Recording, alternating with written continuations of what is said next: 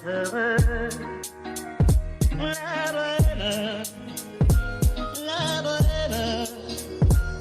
voulait dire on est heureux. Hola, buenas tardes. Un gusto saludarlos a todos. Soy Liliana Hidalgo, directora general de la Cámara de Comercio e Industria Franco-Argentina. Es un nuevo webinar. Los saludo a todos. Gracias, Darío, por los saludos, también que lo veo ahí en el chat. Bueno, este es un nuevo webinar de dos comisiones, Administración y Finanzas y Asuntos Públicos. Quiero agradecerles a todos los miembros socios de la Cámara que participan en esos comités chicos que luego armamos juntos los webinars de cada una de esas dos comisiones, sobre todo a Brenda Bianquet, que es la presidenta de la Comisión de Asuntos Públicos, que les pidió disculpas porque no puede estar hoy con nosotros. Bueno, quiero agradecer sobre todo, por empezar, a Florencia Donovan. Florencia nos va a hablar de los desafíos de la economía que viene. Ella es periodista y cada año tenemos la suerte de tenerla para que nos venga a contar un poco cómo estamos en materia económica, sobre todo, y política. Ella es columnista de La Nación, del diario en papel y digital. También es co-conductora de Más Info por La Nación Más. Y además conduce en FM Millennium, Paga el que sigue. Así que bueno, antes de pasarle la palabra a Florencia, le voy a pasar la palabra a nuestro querido presidente Rodrigo Pérez Graciano, que va a dar unas palabritas para agradecerle a Florencia. Rodrigo, si querés. Gracias, Liliana. No, bueno, bien. Buenas tardes a todos y bienvenida, Florencia. Un gran placer y gusto para todos nosotros volverte a tener en la Cámara. Ya sos una vieja y buena conocida de nuestra institución. Te adoptamos, te diría, como una de las periodistas estrellas que siempre nos acompaña en todos nuestros espacios, así que la verdad que estamos muy ansiosos de escucharte por la información siempre privilegiada que tenés y por la capacidad de análisis sobre todo. Así que muchísimas gracias. Por favor, gracias a ustedes por la invitación. No sé si ya empiezo o ya arranco. Sí, Okay. Dale, solamente decirles que si las preguntas las vamos a hacer al final, si las quieren ir anotando en el chat, yo las leo al final y si no las pueden decir también hablando, abriendo el micrófono cuando Florencia termine su presentación. Ahora sí, Florencia, todo tuyo. Dale, buenísimo. Muchas gracias a todos, gracias por la presentación, para mí es un placer. Estoy atenta, esperando sus preguntas, espero después poder responderlas. Si les parece, se planteó esto un poco como la economía que viene, y en los últimos días, hablando con alguien del peronismo, me dice, hay muchos, me dice, los economistas no entienden nada, me dice, los economistas de derecha, los liberales que van a todos los programas de tele no entienden nada, y yo, ¿por qué? No, me dice, ¿todavía no entienden que el peronismo es un gobierno de una economía de desequilibrios estables? Y yo, ¿cómo? Sí, de desequilibrios estables. Todo está atado con alambres, pero de alguna manera subsiste. Ahora, los contrarios, los gobiernos no peronistas, buscan equilibrios que después son inestables. Entonces me dice, esto no explota. Eso es un poco la idea de esta charla. ¿Qué viene en la economía argentina? Es un desequilibrio estable. Eso es lo que yo creo que viene la Argentina, por lo menos en los próximos meses, dentro de una mediocridad absoluta, un desequilibrio con relativa estabilidad. Ahí les voy a compartir la pantalla para empezar con la presentación. Ahí está. Bueno, ahí decía, la economía que viene es una economía de un desequilibrio estable. Es triste decirlo, pero bueno, creo que va a ser así. En principio, ¿cuál es el plan del gobierno para llegar a las elecciones, que son en definitiva la meta que tiene el gobierno este año? Te diría que este año y todos los años, porque por ahora en la política argentina siempre se plantea en términos electorales. Hace un año que ya venimos pensando, la pandemia se coló, pero ya desde octubre del año pasado que estamos pensando en las elecciones de y bueno, este definitivamente año electoral. ¿Cómo va a ser el plan? ¿Cuál es el plan del gobierno para llegar a las elecciones? Primero, la primera cosa, perdón, esta no es. La primera cosa va a ser una economía con un dólar estable. Ahora les voy a pasar bien la presentación, a ver si, porque me parece que agarré otra. Es una economía con un dólar estable, ¿no? Con un dólar planchado. Si ustedes más o menos lo vienen siguiendo, se habrán dado cuenta que el dólar básicamente se mantuvo, venía devaluándose a razón de 2%, 2,5% mensual enero, febrero, marzo, y ahí empezó a bajar en marzo. Y el ritmo de devaluación bajó a 1,5, 1,2, ahora en junio estaba en 1 el ritmo de devaluación. Bueno, pues bien, eso se va a mantener, un dólar planchado, básicamente desde abril que el gobierno tiene el dólar completamente planchado. Todos sabemos lo que significa el dólar en términos electorales, el dólar que administra básicamente todas las expectativas de la Argentina. Y acá sigo con la presentación, a ver si ahora sí. Ay, un segundo. A ver. Acá. Vuelvo a compartirlas. Vuelvo a compartir la presentación. Ahí está. Ahora sí. Entonces le decía, una es el dólar planchado, es una de las claves de la elección. La siguiente va a ser ponerle pesos en la base de la pirámide. ¿Por qué ponerle pesos en la base de la pirámide? Y bueno, es peronismo, ¿no? Ya estamos viendo que se estaba planteando la idea de una mejora para los que reciben la UH, la Asignación Universal por Hijo. Se está viendo, a ver, en principio se estaba evaluando la posibilidad de un bono a jubilados, y el tema en el gabinete económico de esta semana era a ver qué cosa puede hacer el Tesoro para ponerle plata a la clase media. La ANSES también se está básicamente rompiendo la cabeza para ver qué hace con la clase media. ¿Y qué le pasó a la ANSES?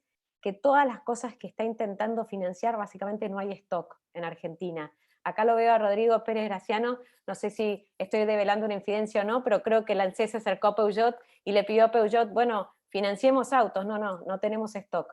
Se acercó a la gente que hace electrodomésticos, financiemos electrodomésticos, no tenemos stock. Y así la realidad de la Argentina, que aún con esta idea de ponerle plata en el bolsillo hay cierto limitante, y es que la propia economía, los propios desequilibrios le ponen un límite a esta política, pero sí no se sorprendan si en los próximos días hay anuncios con respecto a la clase media. Acá la interna en el gobierno es que dicen, ¿para qué quieren ponerle plata a la clase media si total la clase media no nos vota? Pero de todas maneras hay una puja interna de una necesidad también de empezar a congraciarse con uno de los sectores más afectados por la pandemia. El otro, entonces decíamos, dólar planchado, pesos en la base de la pirámide, parte de ponerle plata a la clase media también es en general, en realidad es la de tratar de mejorar los salarios en términos reales. Estamos viendo que hubo un timonazo en lo que era paritarias. Al principio el acuerdo del gobierno era que las paritarias no superaran el 35%, ahora Cristina Kirchner con el gobierno marcó el piso del 40%, y bueno, básicamente se están revisando todas las paritarias, empezaron siempre los más veloces, bancarios, a reabrir paritarias, pero ahora están siguiendo todo el resto de los gremios. Y acá este gráfico muestra por qué la importancia de subir paritarias. ¿Por qué el gobierno está viendo que es fundamental para un año electoral mejorar el salario? Esto que ven que parece chino, lo azul es básicamente el gobierno de Cristina, el kirchnerismo. Lo amarillo es el gobierno de Macri. Lo azul, de nuevo, es el kirchnerismo. Cada vez que cae esa fiebre, cada vez que es descendente, cae el salario en términos reales. Cae, cambia de gobierno o pierden la elección. Cae, fíjense los años electorales. Cae, pierde la elección. Cae, miren lo abrupto que estaba cayendo acá al final, este año, al final del año pasado y este año, y lo que implicaba eso en términos electorales. Si cada vez que cae hay un cambio, entonces el gobierno dijo, acá nos estamos arriesgando demasiado. Así que paritarias tienen sentido por ese lado, Y el otro, bueno, acá los pesos para todo el mundo, las paritarias acá Cristina marcando la nota, y el otro es el relato de las vacunas, ¿no? El relato de las vacunas, todas las encuestas demuestran que a medida que la gente se vacuna empieza a percibir por lo menos un poco mejor al gobierno. Entonces el relato de vacunas es clave. Si ustedes ven, aún en los momentos en que las vacunas llegaban a cuentagotas, todos los twitters del gobierno, de las cuentas oficiales, era estamos vacunando, y llegan, estamos vacunando, la foto de Alberto, la foto de Bisotti, la foto de Goyan, la foto, siempre con las vacunas, porque definitivamente era lo único que todas las encuestas, no importa quién la hiciera, demostraba que ayudaba, que mejoraba un poco la percepción del gobierno. Dentro del gobierno, el Ministerio de Economía, el gobierno repiten y repiten, vamos a llegar a la elección con por lo menos, se está hablando de más de 20 millones de personas vacunadas, entonces dicen, bueno, vamos a llegar distinto, es la gran apuesta. Hay ya en este momento, de hecho, 16,7 millones de dosis ya inoculadas, ya aplicadas, solo por ahora 4 millones con la segunda dosis, y ese es un poco el gran desafío que tiene el gobierno por ahora en estos meses. Así que en principio esta estrategia es muy sencilla, muy típica del peronismo: dólar, muchos pesos, paritarias, y después la estrategia de la vacuna. ¿Qué va a jugar a favor del gobierno a todo esto? El viento de cola. ¿A qué llamamos viento de cola en el caso del gobierno? Aunque parezca mentira, el viento de cola existe y es muy fuerte, es bueno. Por un lado, el precio de la soja. Hubo un amague con la soja hace un poquitito, la soja perdió, había llegado a los de $600, perdió gran parte de lo ganado de todo este año, pero ahora empieza a recuperarse de vuelta. ¿Qué implica la soja? Y las sojas son dólares. La soja básicamente es lo que le está permitiendo al gobierno todos estos meses mantener una de las claves, las patas fundamentales de esta estrategia electoral, y es el dólar quieto. La otra parte de este viento de cola pasa por la superliquidez en el mundo.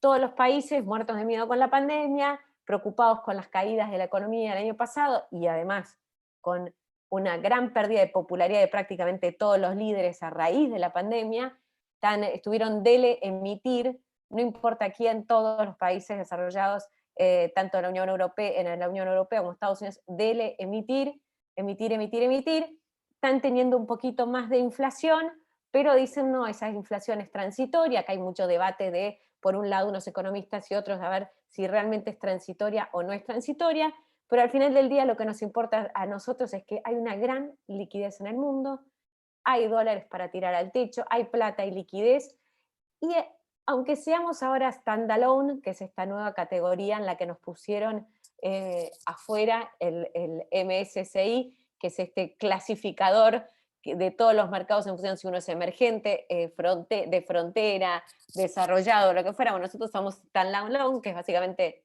no existimos, aislados, nos caímos del mapa.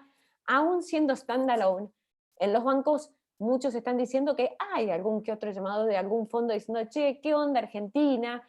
¿Qué pasa si Alberto pierde y entonces el kirchnerismo empieza a ponerse un poco menos radical e ir más hacia algo con más a la cabeza porque Máximo pierde terreno? ¿Y qué pasa si entonces hay más chances de un Rodríguez Larreta? La gente del mercado es especialista en inventarse versos. La mitad de todos estos cuentos, les juro que yo los escuché. Alguno que otro, incluso lo he leído en informes de bancos. No importa si después se dan o no se dan, lo cierto es que hay tanta plata en el mundo que aún Argentina siendo un paria y un peso puede que no llegue, o al menos no nos van a sacar más. Así que ese es otro de los puntos que tenemos a favor. Y hay otro, que es que la región es un polvorín. La región es un polvorín total. Estamos viendo lo que pasa en Chile, estamos viendo lo que pasa en Perú, elecciones muy complicadas, un giro hacia la izquierda en toda la región. Bueno, hay que ver también qué pasa con Brasil. Acá les puse una nota de hoy muy actual de Kenneth Rogoff que dice, ojo que acá dice, la economía, la recuperación económica de Argentina no hay que darla por sentado, y que es un poco esto ¿por qué esto en algún punto, entre comillas, ayuda a la Argentina? Y porque en un entorno donde estamos todos mal, y el negro no parece tan negro, digo, ahora estamos todos en un gris, bueno, Argentina que está un poco más oscurita, bueno, por ejemplo, en el caso de las mineras, me contaban el otro día que me decían, mirá, estamos teniendo bastante movimiento en todo lo que es exploración, o sea, exploración es la previa a desarrollo, explotación, es lo más básico, y no es que implica poner millones de dólares, sino, bueno, por ahí sí, unos cientos de miles, nada que realmente implique una fuerte inversión, pero sí que hay mucho movimiento en lo que es exploración, pues me dicen, mira, en Perú, con la asunción de Castillo, tienen miedo algunas petroleras. Castillo, que viene desde los pueblos rurales, con un respaldo también de los movimientos un poco antimineros, tienen miedo que haya ahí algún problema de el Estado metiéndose demasiado, que se cambien las reglas de juego.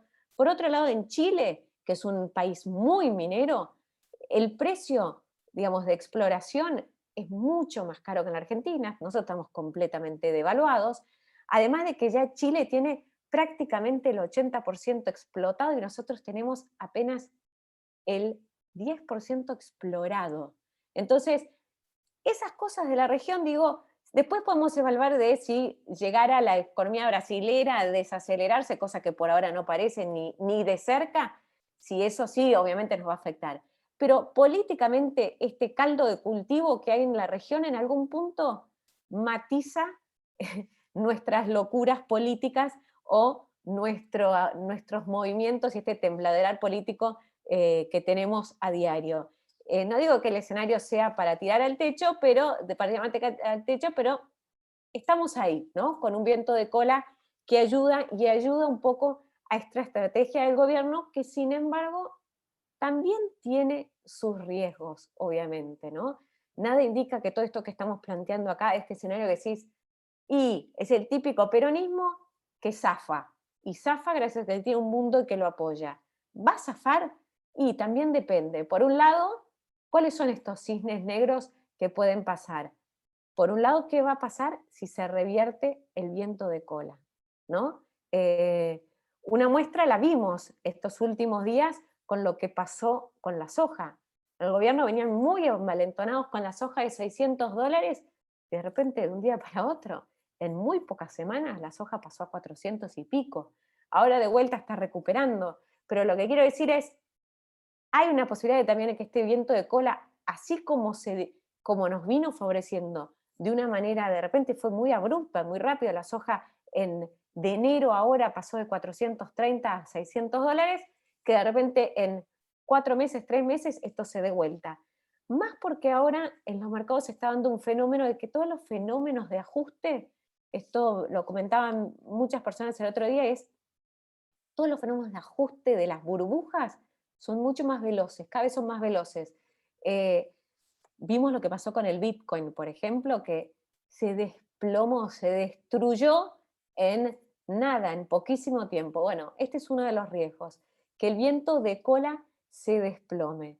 El otro riesgo es también que esta incipiente recuperación económica que tiene la Argentina, que es un poco rebote, de venir de caer 10% anual el PBI en pandemia, hay un rebote. Es como uno dice, bueno, el rebote del gato muerto. Es un rebote natural con una economía que tracciona sobre todo por el lado de las exportaciones, nada del consumo, muy poco del consumo, pero hay un riesgo de que esta recuperación, que además es clave para la elección, también empiece a desacelerarse. El último dato que dio el INDEC de abril no fue un dato tan bueno como estaban esperando. Y muchos dicen que obviamente mayo va a ser peor, porque en mayo tuvimos esa cuarentena más dura, así que este es otro posible cisne negro que vamos a estar viendo o que podríamos llegar a ver o hay que estar atentos. El otro cisne negro pasa por los salarios. Con una inflación corriendo del 50% anual, no hay paritaria que alcance. La paritaria del 45 también va a quedar corta. Entonces acá el riesgo es que esto se acelere y que aún la percepción en el bolsillo de la gente en septiembre y sobre todo cuando se vote en noviembre sea una percepción de que la plata no alcanza. Entonces, esto es un riesgo para la estrategia del gobierno. Me parece que también este es uno de los riesgos más realizables, porque es muy difícil que corriendo la inflación como está, que le ganen las paritarias a la inflación. El otro riesgo, en el gobierno se están tratando justamente, que va asociado también con el tema salarios, el gobierno cuentan con que, bueno, sí, la inflación, están diciendo, se desacelera en el segundo semestre, pero ¿qué pasa si no? Y que ellos creen, por ejemplo, bueno, no, sí, va a estar en torno al 2, 2 y pico. ¿Qué pasa si no? Si la inflación está en torno al 3, si no baja demasiado del 3% mensual, eso también va a posar un desafío muy grande para el gobierno, que ya ve que en las encuestas, en el tope de preocupaciones, la inflación con distintos nombres aparece en el top 3 entre todos los encuestadores. Y parte clave de esta estrategia, obviamente, es el dólar. El dólar, el gobierno venía muy tranquilo, pero en estas últimas 2 semanas, después del 24 de junio, en realidad semana y media, empezó el dólar a moverse un poco y el gobierno se puso muy nervioso. Ya les anticipo que se vienen más medidas, es parte fundamental también de esta estrategia de aguantar hasta las elecciones y de este desequilibrio de esta economía con una lógica de desequilibrios estables.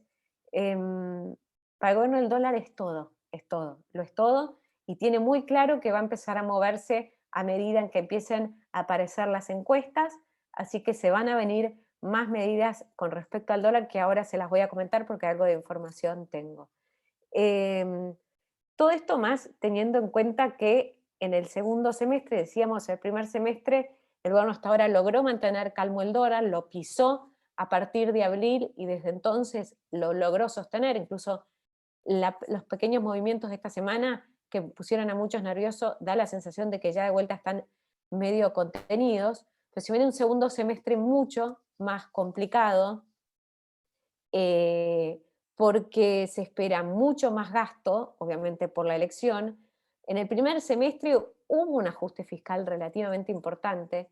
Después podemos discutir si es un ajuste que se hizo solo por licuación por inflación o si realmente hay un ajuste del gasto. La realidad es que los ingresos crecían al 70 y el gasto al 30, con lo cual ahí Guzmán estaba haciendo un ajuste, esto con la soja a $500 promedio, 400 y largo, le permitió al central acumular reservas, esto se acaba porque también el periodo de liquidación de exportaciones se acaba, y ya en junio, todavía el dato no se publicó, pero ya les anticipo que después de meses de hasta casi superávit primario, se viene un junio con un déficit de 250.000 millones de pesos. Ayer ya el Banco Central volvió a emitir pesos para darle al Tesoro, así que como que se viene de vuelta un semestre mucho más complicado y mucho más desafiante. En el corto plazo, ya les decía, se vienen medidas. ¿Cómo va a ser la economía del cortísimo plazo? Sobre todo se vienen medidas porque hay muchas variables que preocupan.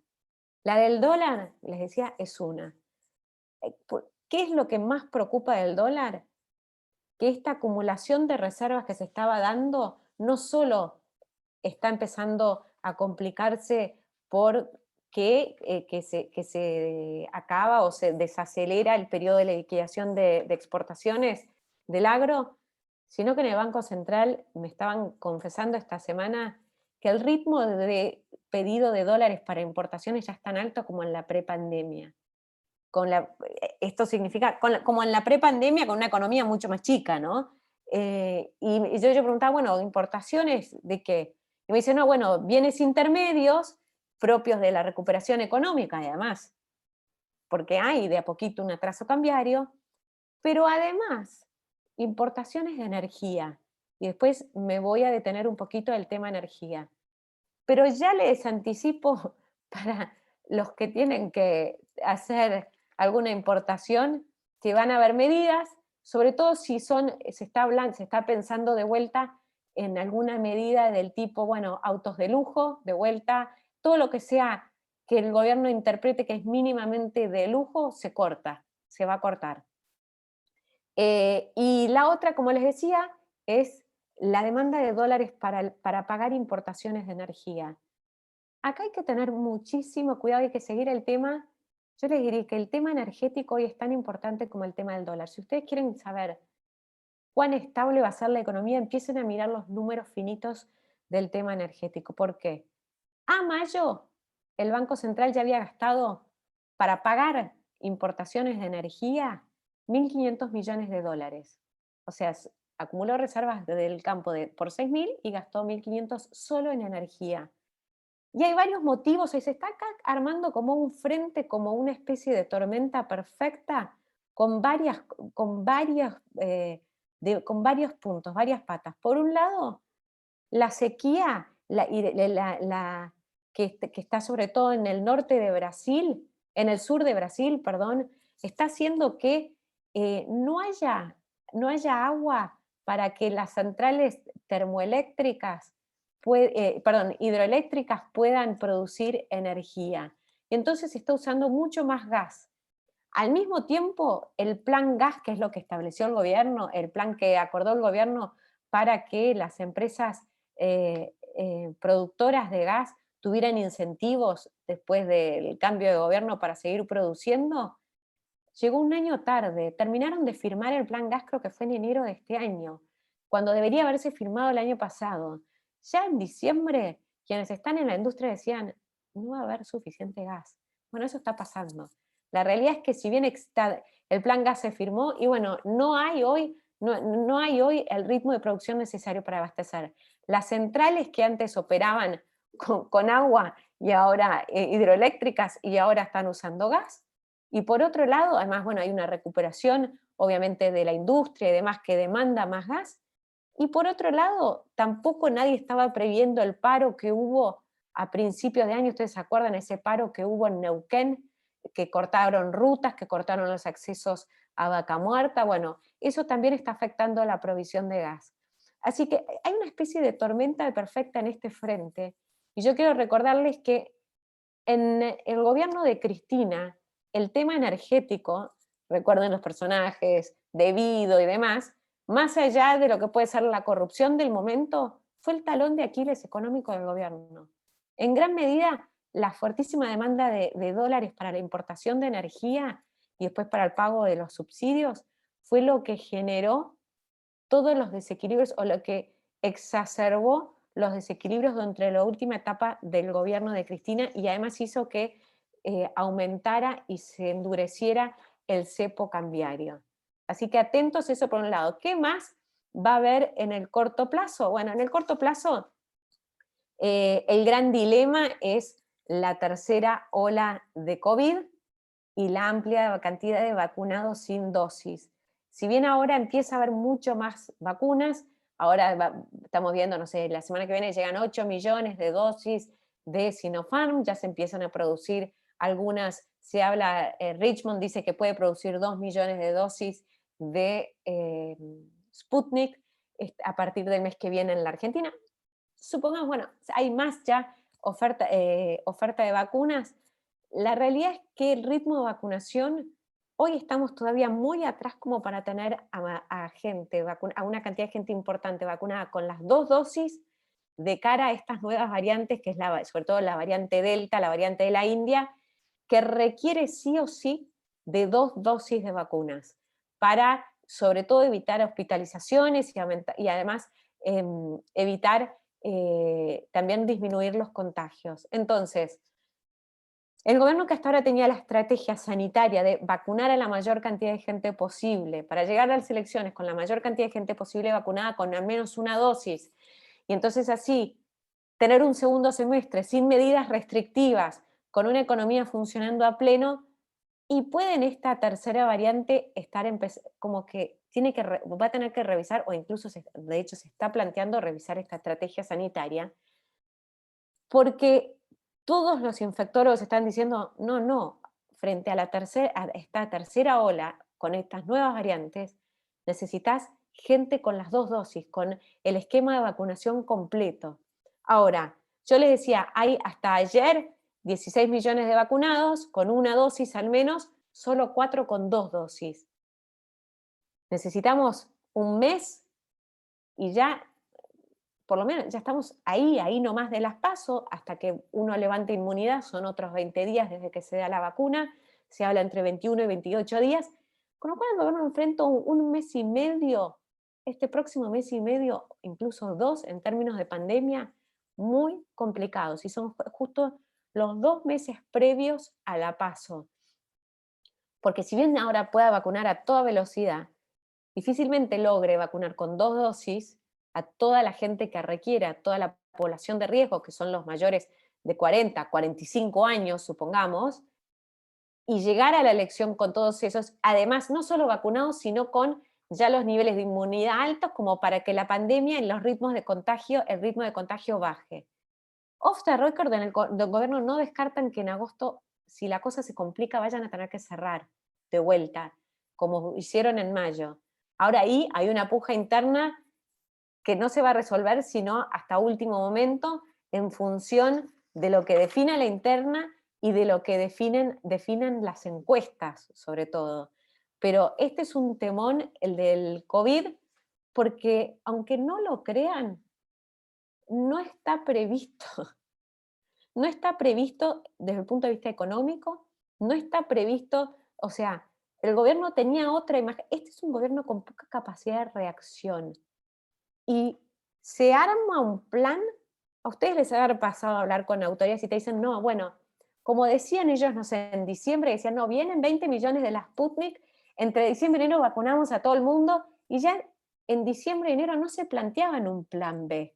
El plan A no funciona y a último momento tienen que salir a recapitular y ver cómo hacen. Acá pasó lo mismo con la tercera ola. Todos dicen, bueno, el espejo de Europa, no, sí, el espejo de Europa no nos sirve para nada porque, no sé, nosotros creemos siempre que lo podemos sortear de otra manera. Y aunque no lo crean, en este caso, con la tercera variante pasó lo mismo, una vez más. Esa idea de que tenían un plan, y no importa, ese plan iba a funcionar. Hay mucho voluntarismo, tanto en materia económica como en materia política y en materia de planificación dentro del gabinete. No sé si es porque también se llevan todos mal con todos y entonces una vez que se ponen de acuerdo con algo ya está, por falta de gestión, por falta de capacidad o lo que fuera. Pero hay muy poca posibilidad de plantear escenarios. Economía no tenía previsto en el presupuesto gasto COVID prácticamente para este año. No estaba prevista la posibilidad de cerrar. El cierre de mayo casi que fue extraordinario. Entonces, agosto, ahora, los meses de julio, agosto, van a plantear un desafío desde el punto de vista sanitario muy, muy importante. Otra cosa, obviamente, en el corto plazo que van a hacer, les decía, poner más plata. Se estaba hablando, yo les dije esta semana ya en el Gabinete Económico, de ver qué se puede hacer para la clase media, qué más. Hay algunas diferencias de si corresponde para la clase media. Alguien me dijo, podría ser un IFE reducido, y yo pregunté, ¿pero un IFE? ¿IFE es para clase media?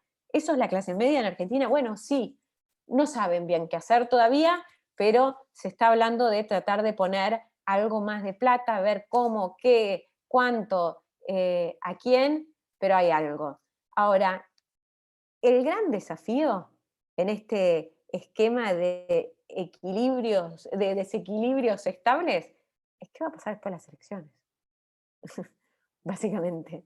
Acá se está generando una olla de presión que es muy parecida a la olla de presión que se generó en 2015, con la diferencia de que en 2015 hubo un cambio de administración y eso oxigenó al gobierno, le dio la posibilidad, al menos, bueno, primero no estaba endeudada la Argentina, tenía distintos frentes, pero le dio la posibilidad de, bueno, salir a buscar deuda, había una ola de, bueno, cambio de aire por cambio de administración, cambio de signo político. Esta olla de presión todavía creo que es peor, tiene más humo que la olla de 2015, porque partimos de una base mucho peor. En 2015 no teníamos el nivel de inflación que tenemos hoy. Teníamos una inflación del 25% anual, o sea, altísima, pero no del 50%. Estamos corriendo con una inflación al 50%. Hoy los márgenes de acción son mucho menores. Vamos a terminar 2021 con gastos en subsidios tan altos como los que teníamos en 2015. Estamos proyectando 3% del PBI entre transporte, electricidad, gas. Y esto porque con estos niveles de inflación, todos estos subsidios, digamos, los equilibrios, se exacerban y crecen mucho más rápido de lo que crecían antes también. En estos 2 años nos vamos a haber comido todo el ajuste de subsidios hechos durante los 4 años del macrismo. Sobre todo, en realidad, el último año no hizo ningún ajuste. Durante los primeros 3. Pero vamos a llegar después de las elecciones con un escenario muy, muy complicado. El gobierno está decidido de todas maneras a procrastinar, digamos, a patear para adelante todas las decisiones relevantes hasta después de las elecciones, no importa cuál sea la magnitud de los equilibrios. A mí me pasó estar esta semana con un ministro y yo le preguntaba, por ejemplo, ¿y con el cepo qué van a pasar? ¿Qué va a pasar?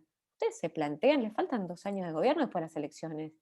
¿O van a seguir gobernando con cepo? ¿Y hay chances de modificar la política cambiaria? Les anticipo la respuesta. Nula, nula, cero chances. Cero chances de modificar la política cambiaria. Después, le digo, bueno, van a seguir, esto implica en algún punto que van a seguir las trabas a las importaciones y la imposibilidad de girar dividendos durante todo el mandato de Alberto Fernández, sino más, porque después, bueno, todo va a depender también de cuántas reservas tengamos después de 2023, eso será otra historia, ya eso demasiado a largo plazo para Argentina. Pero todo indica que van a seguir las trabas a las importaciones, va a seguir la imposibilidad de crear utilidades. También, les digo, yo hablaba con alguien del Banco Central, digo, ¿y por utilidades ustedes habilitan algo? No, nada, pero nada, no, me dice, no, nos llaman todos los días, todas las semanas, pero sabemos que si habilitamos uno se nos abre una ventana que hoy no la podemos abrir. Así que eso no va a pasar absolutamente nada. Dólar, inevitable que vaya a haber retoques del dólar después de las elecciones. Nunca nadie te va a admitir, sí, voy a devaluar después de la elección. O sea, todo lo que diga Culfas, que hoy dijo, no estamos esperando una devaluación abrupta, y no, por lo menos tuvo la honestidad de decir no abrupta, pero la realidad es que hay un atraso cambiario todavía no tan grande, no tan importante, porque la realidad es que hasta abril, como les decía, el Banco Central más o menos venía acompañando la inflación. Después pisó. Y además otro factor que estaba ayudando es que nuestro principal socio comercial, que es Brasil, al revés, se está apreciando. Entonces, al menos en términos comerciales, eso nos da un plafón a nosotros para decir, bueno, no hay tanto atraso. Pero con este nivel de inflación vamos a llegar a fin de año con un atraso cambiario importante, así que en el dólar va a haber movimientos y todo va a depender del poder de fuego también que tenga el Banco Central para decir, movimiento medio, brusco, fuerte, lo que fuera, y eso lo vamos a saber en el momento. Ya lo dijo esta semana clarísimo Juan Carlos Fábrega, que fue presidente del Banco Central, también con Cristina Kirchner. Él en su momento, me acuerdo, febrero de 2014, Axel Kicillof era ministro de Economía, Fábrega presidente del Banco Central, y de un día para otro lo soltó un poquitito y devaluó un 18%. Así que algo por el estilo. La experiencia indica que enero y febrero es el tiempo para tomar las decisiones financieras y cambiarias. Siempre pasa en enero y febrero, que es cuando todo el mundo está distraído con las vacaciones. Como les decía, esto pasó en 2015 y va a volver a pasar. Me juego, por ahí no llegan, pero me juego que es entre enero y febrero. Enero más cerca de febrero, según cuán fuerte sea, cuán grande sea el desequilibrio. El otro desafío después de las elecciones va a ser, obviamente, la inflación y las tarifas. La realidad es que si bien a principio de año muchos pensaban, bueno, el Banco Central el año pasado, para decirlo mal y pronto, se fue de mambo con la emisión COVID.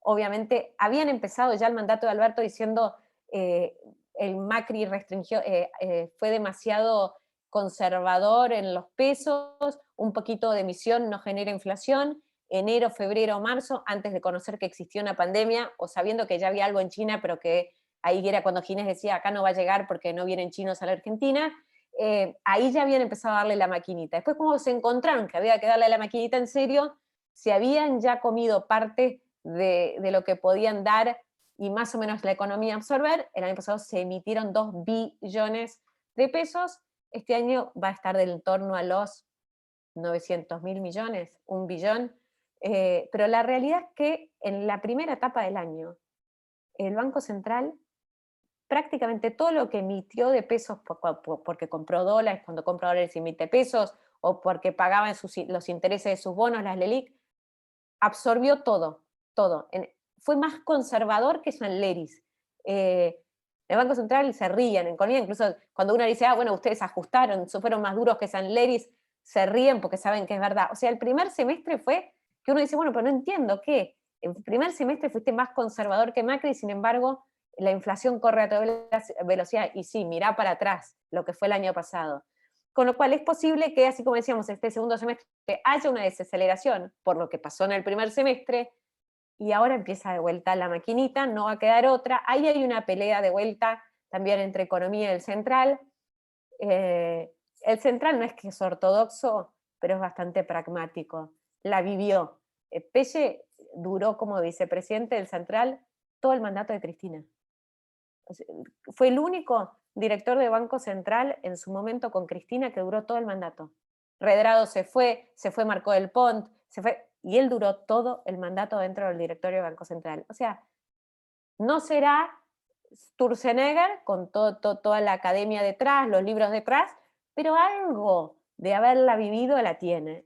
Entonces, sabe que en algún punto tiene que tratar de emitir lo menos posible, por eso fue que en las últimas semanas se tomó esta decisión, polémica también, de que los bancos pudieran comprar más bonos del Tesoro directamente, y entonces de esa manera lo que quiere el Banco Central es que, bueno, ¿sabes qué? Si el Tesoro tiene déficit, que el Tesoro se financie con los bancos directos y no el central, tener que dar de los bonos, después emitir para pagar los intereses. Así que ahí hay también medio una interna de quién se hace cargo un poco del agujero fiscal, que por más conservador que haya sido el primer semestre, va a existir este año y va a ser, no sé, algunos dicen de en torno al 4%, 4,5%, hay que ver cuánto el gobierno se asusta en función de las encuestas y cuánto empieza a gastar a partir de ahora.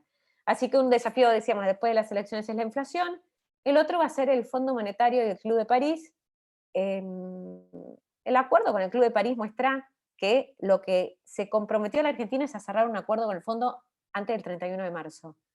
Cuando uno habla con los ministros, con varios ministros del equipo económico, ellos, vos decís, pero ¿van a cerrar? ¿Van a cerrar de verdad? Y te dicen, bueno, sí, no, nunca la Argentina defaulteó con el fondo, no podés caer en default con el fondo. Es como que no existe la posibilidad de no pagar y de no buscar un arreglo con el fondo. Ahora, para mí va a estar todo determinado en función de cómo sea también el resultado electoral. Ahí va a haber muy pocos meses para terminar de cerrar con el fondo, por más de que en el medio hay conversaciones. Hoy hay un intercambio de información constante con la gente del fondo, piden información economía, piden información Banco Central, Hacienda, de gasto de esto, del otro. Hay que ver. En ese sentido, para mí el kirchnerismo es impredecible, así como me animo a decir que la evaluación va a ser entre enero y febrero, no me animo a asegurar de que va a haber un acuerdo con el fondo. Sí, en principio, el compromiso firmado en papeles de la Argentina es, para el 31 de marzo nosotros vamos a tener un acuerdo con el fondo. Eso es lo que en principio lo que acordaron con el Club de París, para así poder patear la deuda o no caer en default como hubiéramos caído con este vencimiento que teníamos este año. Y el otro desafío post-elecciones, eterno desafío, va a ser qué pasa con la competitividad de la economía, qué pasa con las inversiones. O sea, la economía argentina es hoy que tiene un nivel de inversión ínfimo. O sea, la tasa de inversión de la Argentina hace décadas que no se veía tan baja. Hay algunas industrias clave, obviamente, y que más son industrias que el gobierno tiene en la mira. Una es la de energía, obviamente siempre el kirchnerismo miró muy de cerca el tema energético. Acá va a estar el desafío, como yo les decía antes, el tema del gas.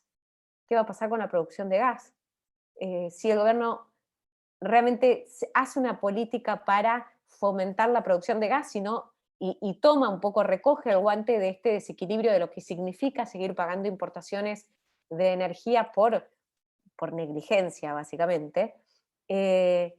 A mí ayer alguien de gobierno me decía, bueno, no, pero el plan gas es cierto, se firmó tarde, se demoró, pero ya el año que viene va a estar funcionando. Esto que les decía, un poco de voluntarismo. Déjenme decirle, para mí ahí también hay un poco de voluntarismo. Y en el tema energético hay otro tema no menor en la industria, que es YPF.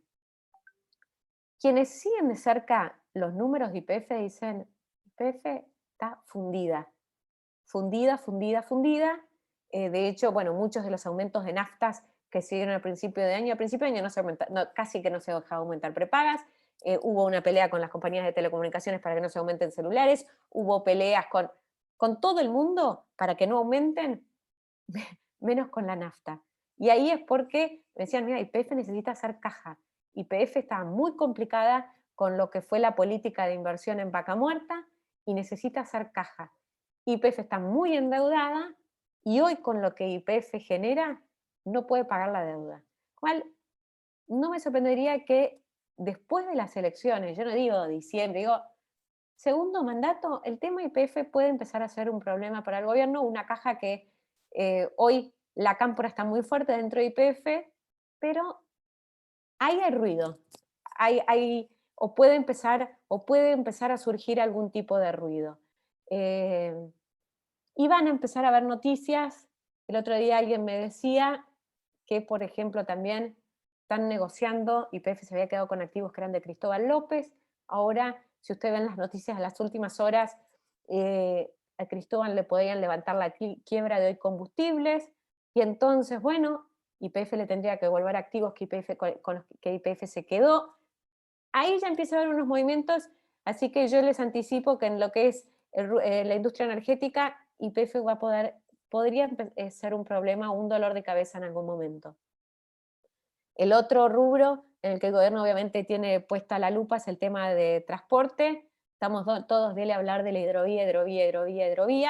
La hidrovía significa, para empezar, un conflicto geopolítico, y después o van de la mano, o también para el gobierno primero un negocio, ¿no? El gobierno tiene cero capacidad de administrar y de gestionar la hidrovía si no es vía concesiones privadas. No tiene capacidad.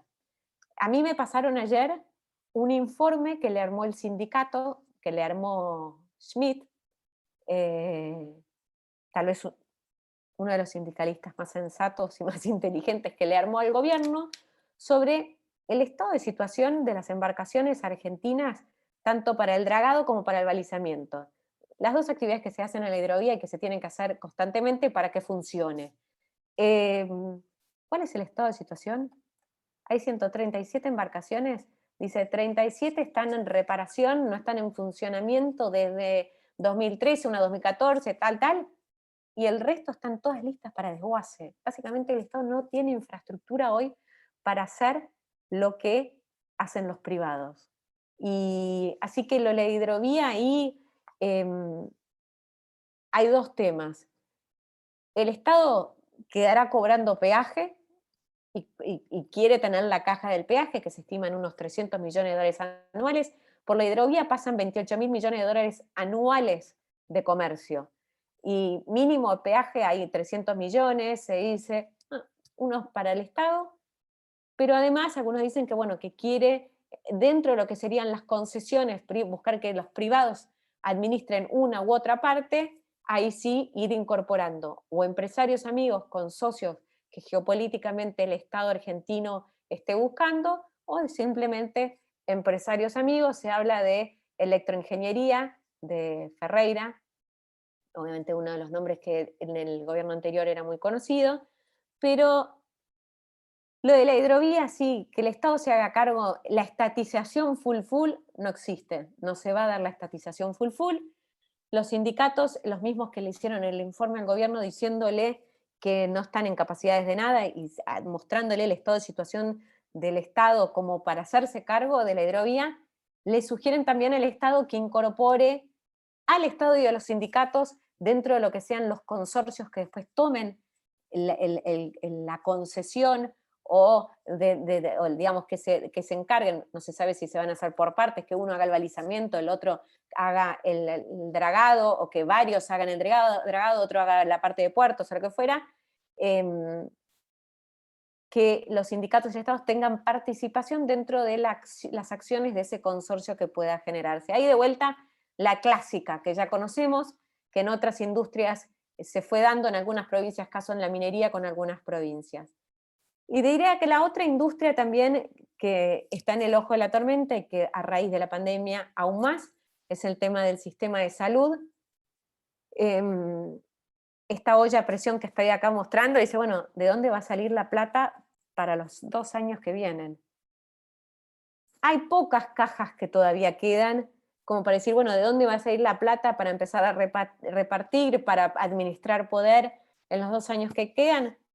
Una de las cajas es un poco el sistema de salud, el sistema de las obras sociales. Hay un aporte mensual que hace toda la gente, hay un flujo interesante.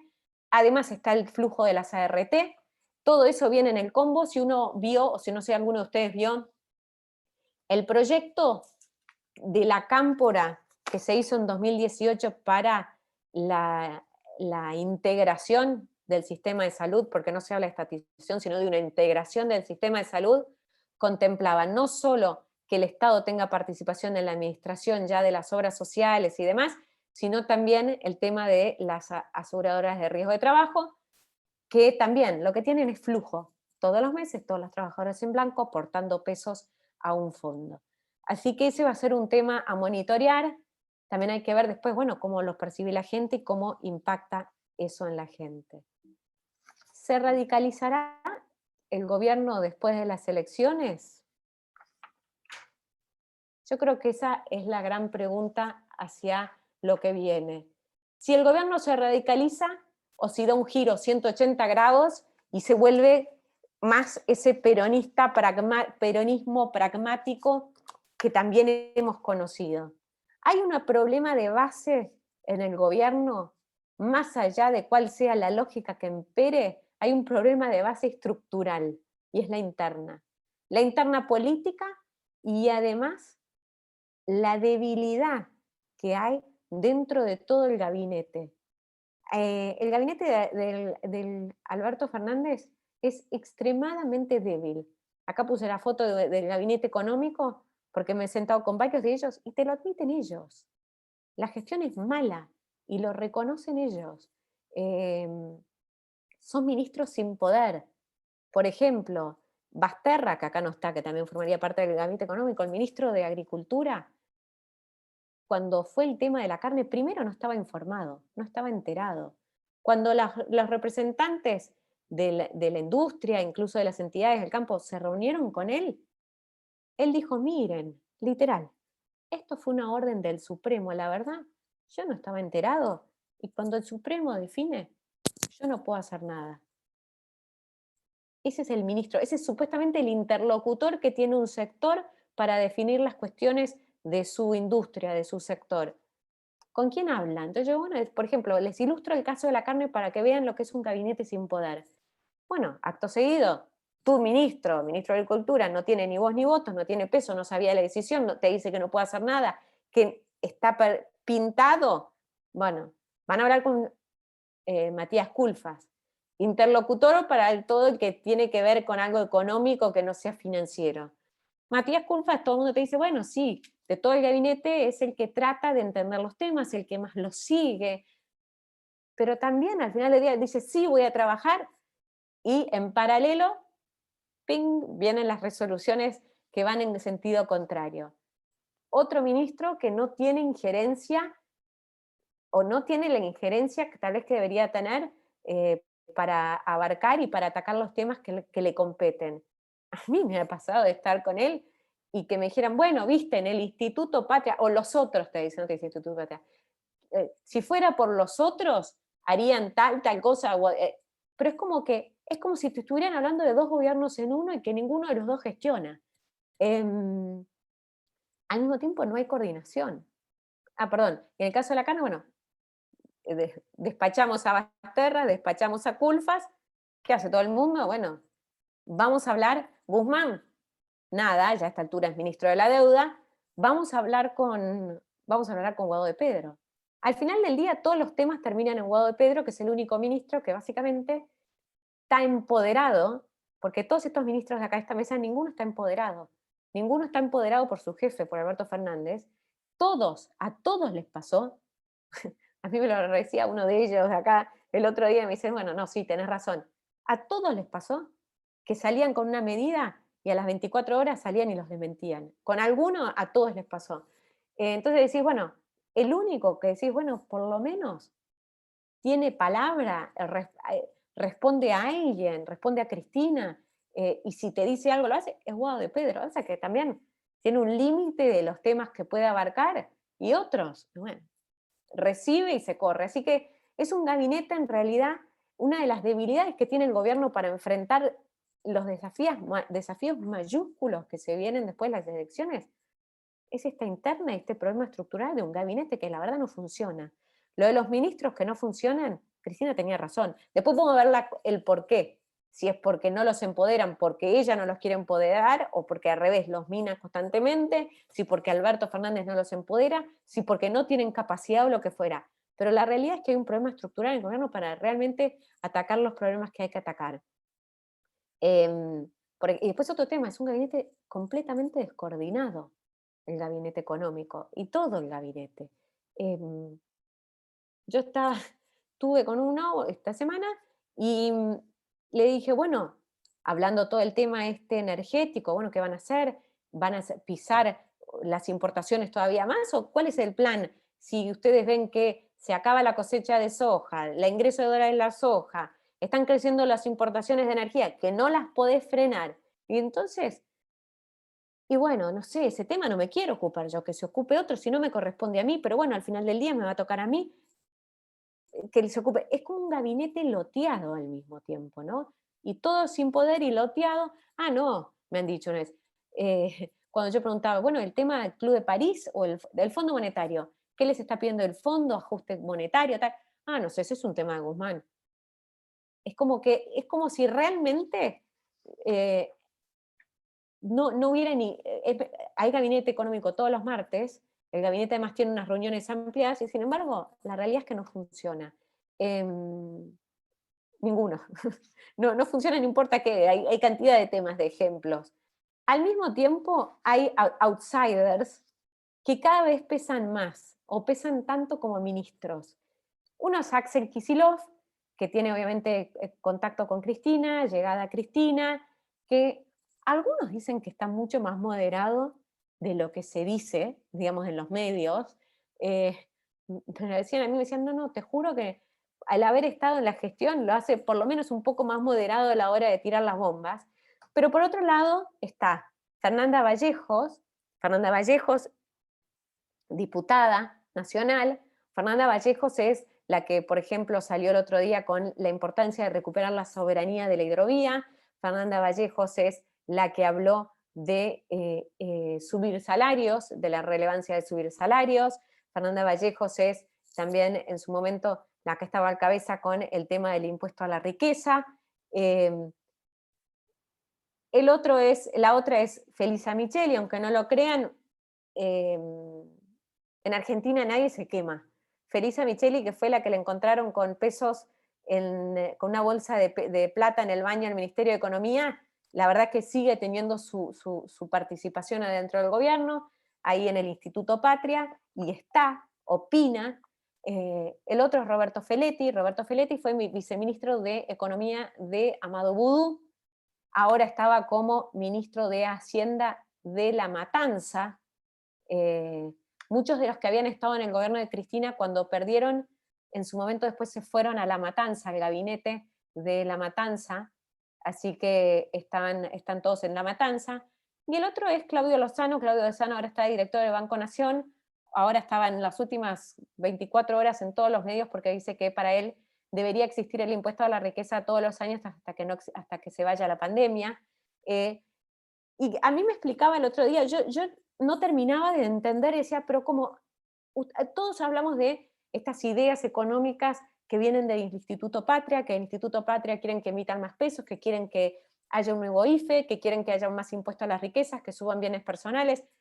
¿Quién es el Instituto Patria? Y así como funciona todo un poco en el gobierno medio de los ponchazos, lo que me explicaron es, más allá de que algunos de estos personajes participan del Instituto Patria, obviamente, entre otros, hay algunos más también, es como que cada uno, hay como son una especie de free riders, y no tanto que por ahí, alguno tiene llegada a Cristina, caso más de Fernanda Vallejos, que generalmente diría yo que lo que hizo Fernanda de Vallejos es porque alguien le dijo que lo dijera, y instalan temas, y internamente esos temas empiezan a cobrar envergadura en los medios, empiezan a cobrar envergadura, y ahí es como que en el gobierno de Alberto Fernández terminan perdiendo la batalla y se ven como desbordados por los temas que van ganando envergadura. Así que, en parte es esto. ¿Y qué es lo que, por ejemplo, estaban diciendo en los últimos días? Bueno, yo decía, Claudio Lozano ahora quiere sostener el impuesto a la riqueza, Fernanda Vallejos hablaba también de la estatización de la hidrovía, es un poco este gabinete paralelo que yo decía pesa, y pesa tanto en algunos momentos como ministros. Ahora, ¿qué pasa? ¿Qué pasa con la política? Porque acá todo esto es medio de lo económico, pero el gran interrogante también para después de las elecciones es un interrogante político. ¿Quién va a tener el poder? Si Cristina asume el poder y también los costos, porque, por ejemplo, todavía no está claro qué puede pasar en la elección.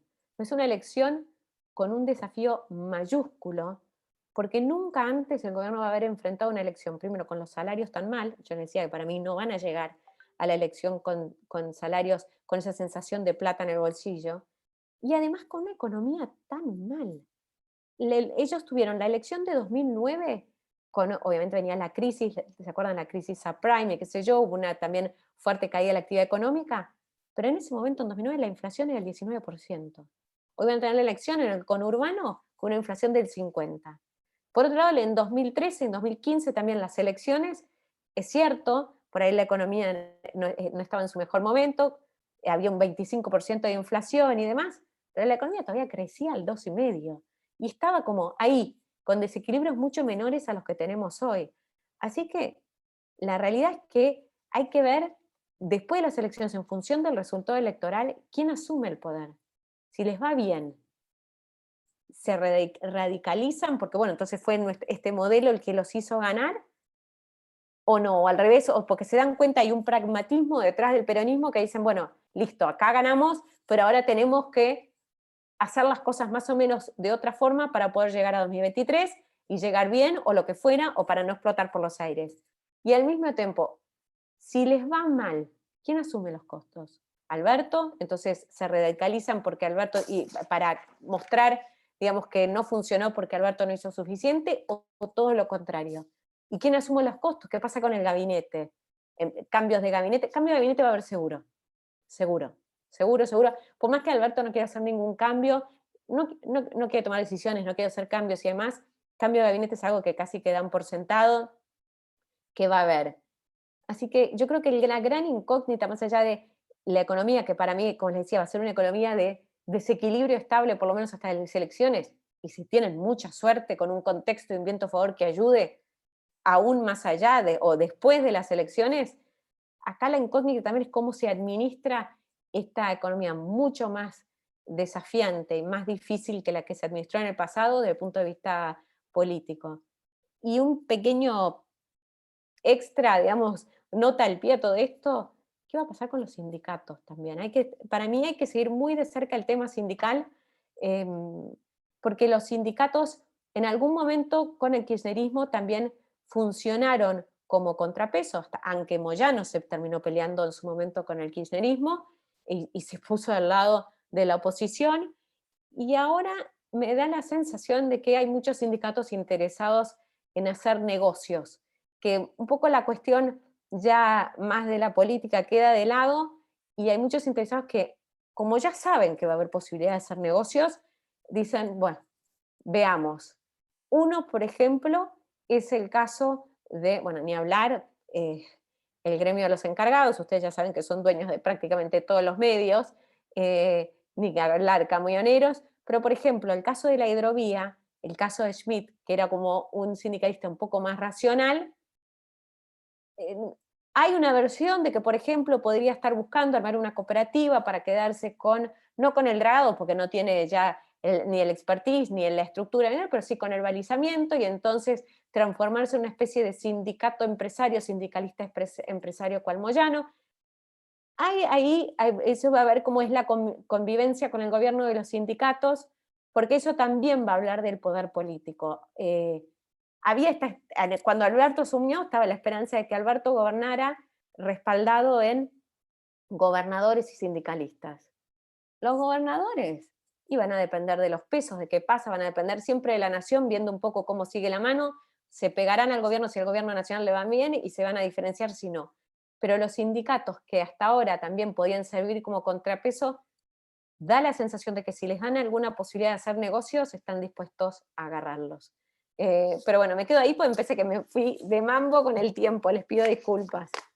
Florencia, la verdad que estábamos todos escuchándote hipnotizados porque impresionante toda la información, todo lo que nos has contado, así que ningún problema, es un placer escucharte y enterarnos de todo lo que sabes. Tengo algunas preguntas en el chat que te voy a leer, si tenés un ratito para responderlas. Sí. De Jorge Guberman, dice, difícil comprender que no se haya acordado con el Fondo Monetario en 1 año y medio, aún con la sorpresa de la pandemia. ¿Qué escenario económico 22-23 prevés sin acuerdo, aunque se lo maquille con rollover de corto plazo?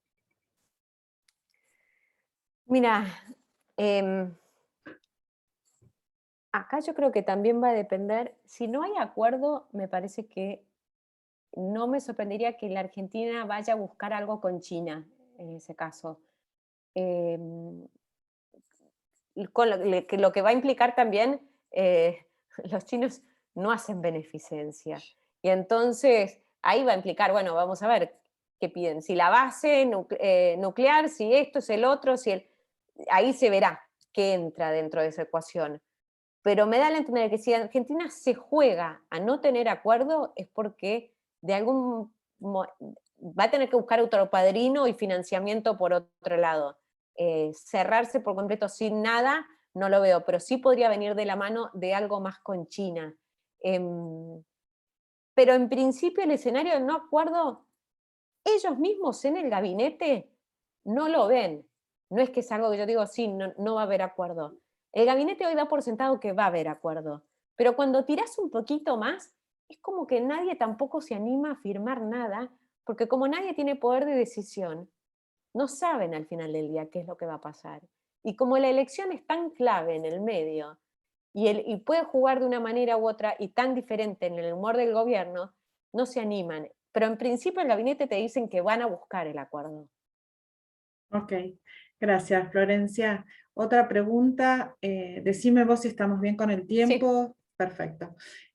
Javier Lozada pregunta, ¿cómo ves el tema del sistema de salud? ¿Se podría reformar, estatizar después de las elecciones? Para mí, a ver, lo atractivo del sistema de salud en la óptica del gobierno, y si uno mira el proyecto ese de la Cámpora, que al que quiera, yo lo tengo en algún lado, se lo paso, pasa un poco por la caja de las obras sociales y después por el tema de la caja que es la RT. También va a depender de eso, de cómo acuerdan con el gremialismo esto. Uno de los obstáculos a una reforma, una integración del sistema de salud, pasa por el gremialismo. Gran parte de la fuente de poder de los gremios reside en las obras sociales. Entonces, ahí tendrían que buscar una manera, un proyecto de integración donde el gremialismo no pierda poder. Y es como que suena raro eso. Yo por ahora lo de la integración del sistema de salud lo veo más como una amenaza. No sé, no sé si del gobierno por ahora se va a terminar animando. No lo Ok. descarto, pero no lo sé. Gracias, Florencia. Pregunta Esteban Fernández Krause. ¿Sabés si hay proyectos del gobierno para el sector energético en cuanto a la aplicación de exenciones impositivas? En el sector energético no hay nada porque no hay ministro. Hay mucha, es más, no me sorprendería que Bernat termine siendo ministro después de noviembre. Pero se habla, bueno, se hizo este ensayo de, en realidad, no, de exención impositiva no. Se habló más del tema de giro de utilidades. De exención impositivas no. No lo descartaría si se encuentran apremiados como fue en su momento Vaca Muerta con lo de Chevron y demás. Pero en principio no hay planificación, no hay ministro, no es ministro, es secretario, no existe, no hay planificación. Es alguien que está adentro buscando hacer pie para hacer política en su provincia, en este caso el secretario de Energía. Así que por ahora no veo, por lo menos yo no estoy al tanto de ningún proyecto. Sí está el proyecto de ley de reforma de la ley de hidrocarburos, y creo que ese proyecto tiene algo impositivo, pero no lo tengo bien claro. No la leí todo el Gracias. proyecto. Gracias, Florencia. Tenemos varias preguntas. Decinos si vos estás bien con el tiempo. Sí, no hay problema. Perfecto. Pregunta Miguel Ángel Velocerkovsky, perdón si pronuncio mal el apellido. ¿Hasta dónde llegará el valor del dólar luego de las elecciones? ¿Se devaluará mucho o no tanto para no arrastrar aumentos en los precios relativos? Mira, yo una vez, al gobierno obvio le va a encantar que no se devalúe tanto, porque si no la inflación la va a ir a buscar quién sabe a dónde. Pero una cosa que aprendí cuando empecé a escribir de finanzas era 2001 y Argentina salía de la convertibilidad. Y ahí había el dólar va a 10, el dólar va a 30, el dólar va a 9 y el dólar va a 4. Es imposible saberlo. Es imposible saberlo. Creo que nadie se imaginaba que ya de por sí con la elección de 2019, yo creo que nadie esperaba una devaluación tan grande pospaso. Tan grande, nadie la esperaba. No, es difícil saberlo. Y va a depender en gran medida también de la cantidad de dólares que tenga el Banco Central. Buenísimo, gracias. Otra pregunta, Agustín Heredia. Hoy estuvo circulando la info de que el gobierno tiene estoqueadas vacunas para inocular en el conurbano cerca de las elecciones. ¿Es una info verdadera? Sí, es verdadera. Hay un monitor, está en el Ministerio de Salud, ustedes pueden ver la cantidad de vacunas, está la estadística, y hay una diferencia muy grande entre las vacunas que llegaron y las vacunas aplicadas. Básicamente todos los meses había siempre una cantidad, un stock de alrededor de 2 millones de vacunas que no se estaban aplicando, o sea que entre una cosa y esta, entonces todo el mundo decía, ¿cómo si tienen que vacunar a toda velocidad no se están aplicando? Y ahora que todavía vinieron más vacunas, hay 4 millones de vacunas que todavía no se aplicaron. De esos 4 millones, hay 2 que están en la provincia de Buenos Aires. La especulación siempre es que nadie se quiere quedar sin vacunas a medida que se acerquen las elecciones, o que la campaña de vacunación va a tomar todavía más color a medida que se acerquen las elecciones. Después a ver si eso es impericia o qué. La realidad es que en provincia de Buenos Aires hay muchos casos de gente que se anota y después no la llaman todavía. Y después empiezan a las políticas de, bueno, los menores de 50 vengan directos sin turno, los mayores, digo, de 50 sin turno, con lo cual ahí también hay algo de falta de gestión. ¿Ustedes alguna vez vieron una foto de los lugares donde se vacunan en provincia de Buenos Aires? Se vacunan en universidades, en hospitales públicos, se vacunan en centros de estudiantes, en las oficinas de CETERA, es un descontrol. Gracias, Florencia. Pregunta Pablo Nisinman. En 2011, la dupla Kirchner-Vudú ganó con más del 54% de los votos. Al mes instaló el cepo light y se radicalizó, perdiendo elecciones en 2013 legislativa y luego 2015 presidenciales. ¿Ves un escenario similar, siendo que la economía está en mucho peor condición que en ese periodo? O sea, ¿serían noticias alentadoras de un cambio de gobierno dentro de un panorama tan decepcionante? Perdón por tantos errores al leer. ¿No? Mira, es difícil saberlo, o sea, es difícil saberlo porque también el contexto de pandemia cambia muchísimo. En principio, la verdad que la pandemia le jugó en contra a todos los candidatos en todos los países. Es difícil encontrar candidatos que, digamos, oficialismos que hayan ganado en pandemia. Es difícil. En ese sentido, ya el gobierno corre con una desventaja. Ahora la Argentina tiene esta particularidad de que el conurbano es peronista, y por mal que esté, si el peronismo va unido, tiene una base de votos que sigue dándole la posibilidad de ganar, y ganar relativamente fácil. Hoy igual la elección está muy complicada porque hay también preocupación en todos lados sobre la elección. Si se va a radicalizar o no, es muy difícil. Yo cuando asumió Alberto pensé, bueno, hay errores de los que el kirchnerismo va a haber aprendido. El caso de la importación de energía de este año te muestra que no. La importación de energía, si bien cuando se puso ese cepo light, que mencionaba recién la persona que me preguntó, la primera vez que se puso el cepo light, en gran medida era la época, que todo el mundo se iba afuera y gastaba en dólares, o sea, la balanza no solo contemplaba las importaciones de energía, sino que ahí también estaba muy fuerte todo lo que era turismo y demás. El tema energético fue uno de los talones de Aquiles del gobierno, y sin embargo ahora reinciden, digamos, son reincidentes con lo mismo, así que es difícil saber. Yo no creo que den un giro. Yo no me parece que el kirchnerismo vaya a dar un giro. Sí, cuando el agua llega hasta acá, toman decisiones de pragmatismo, toman alguna que otra decisión, pero siempre para ir sosteniendo este desequilibrio estable, para ir subsistiendo. Yo no creo que la economía después de este año dé un giro 180 grados. ¿Puede haber medidas pragmáticas? Sí, pero no va a dar un giro 180 grados. Gracias, Florencia. Bueno, tengo dos preguntas más, así no te sacamos tanto tiempo, que ya llevamos un montón, pero bueno, podríamos escucharte todo el día, realmente es fascinante. Pregunta Alejandro Golfari, ¿qué va a hacer el gobierno con los 12.000 millones de dólares extras que entran por la cosecha a precios récord? ¿Los volcará a consumo? Bueno, mira, de los 12.000 millones que entran, ya te dije, 1.500 usó a principio de año para pagar importaciones de energía. Y consumo van a tratar, porque si algo que todavía no se recuperó, todos los números de la economía lo muestran que no se recuperó, es el consumo. La economía está creciendo, estaba creciendo hasta abril gracias a las exportaciones, pero el consumo sigue muy planchado.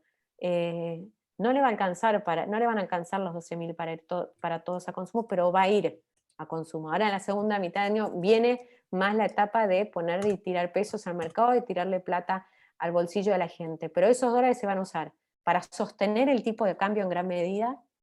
Es la base fundamental de todo el modelo de desequilibrio estable, por lo menos, y más de un año electoral, para sostener el tipo de cambio. Ahí van a tirar dólares. De hecho, hasta ahora el Banco Central, con el dólar planchado, los dólares entrando de la soja, no intervino mucho, pero va a empezar a tener que intervenir más fuerte a medida también que empiecen a salir las encuestas y acercarse las elecciones. Así que va a ir a consumo, a intervenir en el mercado cambiario y sostener el dólar, y a pagar las importaciones de energía.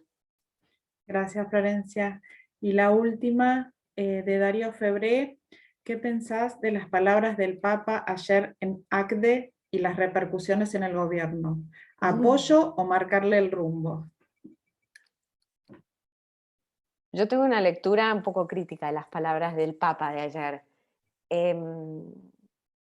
porque me parece que el Papa no tiene, me parece, no sé si es que el Papa busca darle apoyo al gobierno, pero sí tiene una visión muy peronista de la economía. El Papa, toda esta visión de plata en el bolsillo de la gente, yo creo que el Papa coincide con esa visión del gobierno, tiene esa visión.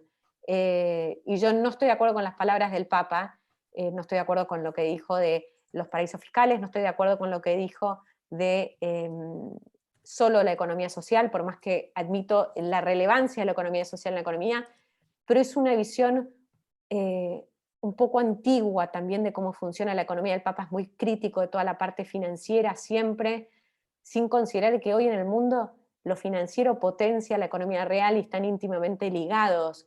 no existe la economía real sin la pata financiera. Después, por otro lado, decir que en el discurso ayer, que la parte que me pareció muy dura fue, no defiendo al empresariado argentino yo, pero veo el Papa fue muy crítico al empresariado, decir, bueno, básicamente, en vez de guardarla en paraísos fiscales, inviértanla. Ahora, ¿qué parte le queda al Estado en toda esta responsabilidad de por qué hay tantos incentivos de que no solo el empresario lo guarde en paraísos fiscales, todos los argentinos? Paraísos fiscales o lo que sea, el colchón. La idea es esconderla como puedas del fisco, esconderla como puedas por seguridad, por lo que fuera, porque se devalúan, sacarla del sistema formal. Entonces, me parece un poco una visión un poco sesgada y un poco antigua también de la economía. Y en el gobierno les sirve porque la realidad es que el Papa ha sido bastante funcional, aunque no tanto con Alberto Fernández. De hecho, ahora último, que fue Felipe Solá, no lo recibió, no lo quiso recibir. Lo recibió, creo que fue el jefe de gabinete del Papa, pero no lo quiso recibir el Papa. No se sacó la foto Felipe Solá con el Papa bancándolo. Pero yo creo que el Papa tiene una visión de la economía y una visión de la política muy, muy peronista. Pero no sé si banca a Alberto Fernández directamente. Gracias, Florencia. Había una pregunta de Javier Lozada que yo me la pasé, la salteé, y no sé, Rodrigo, Liliana, si les parece que la leemos antes de darles la palabra a ustedes para no dejarla sin respuesta. Sí, Florencia, si Florencia está de acuerdo. Sí, no hay problema. Dice, y ya sería la última promesa esta vez, leí bien, revisé bien y no queda ninguna sin contestar. ¿Ves alguna posibilidad de que ganen los 10 diputados que les faltan para la mayoría? El problema, bueno, viste que además empiezan los cálculos de si son 10 o en realidad menos, viste, pues siempre hay, como dicen, bueno, no, igual hay 5 o 6 que en el fondo siempre podés negociar, para otros son más los que podés negociar. No sé, realmente esta elección es una incógnita, y yo no me animo a decirlo porque la elección anterior no hubo prácticamente encuestador que le pegara, y hoy están todos los condimentos, la realidad, para que no hagan una buena elección. Pero faltan 2 meses para las PASO y faltan 4 meses, ¿no?, para la general, las definitivas, las elecciones, y en el medio todo puede pasar. Puede pasar de todo, el humor puede cambiar radicalmente. ¿Qué pasa con la pandemia? ¿Cómo termina resolviéndose la pandemia? Puede cambiar de una manera radical la percepción del gobierno. Ahora mismo hay una devaluación en el medio. No logran contener una corrida, mini corrida cambiaria que puede haber siempre antes de la elección o después de la PASO. Yo le pregunté ayer a alguien del Central, ¿ustedes están previendo que si a ustedes les va mal, les va bien, perdón, yo tengo otra visión, si les va muy bien en la PASO, puede que haya una pequeña corrida, porque hay una lectura del mercado de que si les va mal, bueno, hay una visión de cambio de ciclo, entonces ya empiezan a pensar. Ahora, si les va bien al oficialismo en la PASO, ¿no puede haber una lectura del mercado y una pequeña corrida? No, ¿por qué debería suceder? ¿Qué tal? Digo, no sé, yo la verdad que no me animo a decir si pueden ganar los 10 diputados. Chances tienen, pero porque también hay que comparar con una elección de 2017, que fue en la que ingresaron gran parte de estos diputados, en la que a Macri le había ido muy bien. Entonces, le había ido extremadamente bien. Entonces es muy difícil, es partir de una base muy buena, y entonces el oficialismo con poco, no sé, la verdad que no lo sé. Chances hay, pero no lo sé. No me animo a decirlo, pero no lo sé. Como si ¿cuánto va a ser la devaluación? No lo sé. Muchas gracias, Florencia. Ahora sí se terminaron las preguntas. Le doy la palabra a Liliana, Rodrigo, para que hagamos el cierre. Muchísimas gracias por mi lado. Muchas gracias, Clara, y muchísimas gracias, Flor. Estuviste genial, pero como siempre, excelente. Le paso la palabra a Rodrigo, así te saluda y ya vamos cerrando. No, pero está bien, gracias. Gracias, Flor, gracias por el tiempo. La verdad que excelente. Acá me dicen que dije que eras una vieja conocida de la casa. Entonces, no. Parece que dije eso. Entonces, pero no, realmente en tiempos, sobre todo donde los vínculos son muy pasajeros y inconstantes, decir que el vínculo entre vos, Flor, y la CIFA desde larga data es más que un halago para vos, porque habla de la profundidad, obviamente, de la relación y de tu profesionalismo. Así que para nosotros siempre es un enorme placer tenerte, y siempre sos más que bienvenida. Muchísimas gracias. No, muchas gracias a todos, para mí fue un placer. Les pido disculpas con algunas cosas de mi presentación, pero más como cambié de computadora, me mandé la presentación, no, lo mío no es la tecnología. No, no te preocupes, salió todo bárbaro, Flor, y muchísimas gracias una vez más. Si querés saludar al auditorio y ya nos vamos yendo. Sí, bueno, les agradezco a todos los que participaron, y nada, ojalá que alguna de estas preguntas tengan respuestas pronto, no sé para qué lado, pero respuestas pronto. Sí, y ojalá que pronto te podamos invitar a comer algo rico en algún hotel lindo, porque vamos a estar todos vacunados o sin pandemia, ojalá, ¿no? Y gracias, obviamente, Liliana y Rodrigo, siempre por también convocarme. Un placer. Bueno, un beso y gracias a todos los participantes. Nos vemos la próxima. Gracias a todos. Gracias. Chao, gracias. Chao. Gracias. Gracias, buenas tardes. Chao, gracias. Hasta luego, saludos a todos. Muy buena la exposición. Saludos. Gracias.